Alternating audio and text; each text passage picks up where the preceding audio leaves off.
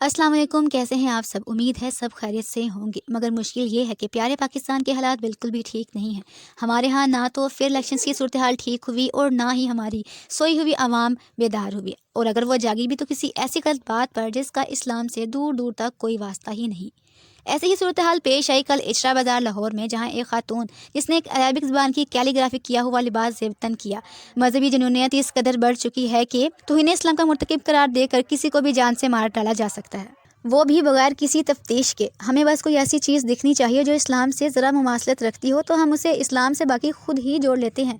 ऐसा ही कुछ इस खातून के साथ हुआ जिसने एक कवैती ब्रांड का सूट पहना हुआ था। चूँकि अरबी कवैत की बोले जाने वाली ज़बान है और वो अपने यहाँ आम बोले जाने वाले अल्फाज लिबास पर कैलीग्राफी आर्ट जैसे लिखवा कर ज़ेब तन करते हैं। उसी ब्रांड के सूट इस पाकिस्तानी खातून ने भी ज़ेब तन की, लेकिन हमारे मुल्क के कुछ मौलवी इस कदर अंधे हैं कि उस औरत के लिबास पर लिखा लफ्ज़ हलवा भी उन्हें कुरानी आयत दिखा। मदरसे जाकर पढ़ाने वाले मौलवी उस्ताद और मदरसे के तालिब इल्मों ने कहना शुरू कर दिया कि वो औरत को गोली मारकर कत्ल कर देंगे।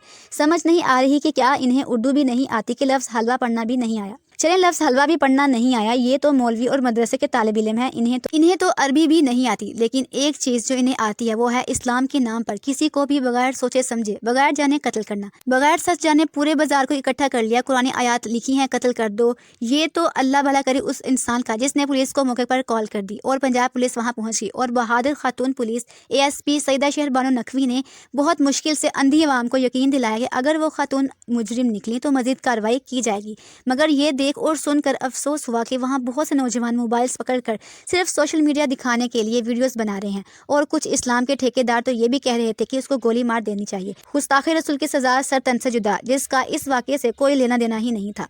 समझ नहीं आता कि कब हमारी आवाम को समझ आएगी कि इस्लाम हमें इंतशार नहीं सिखाता।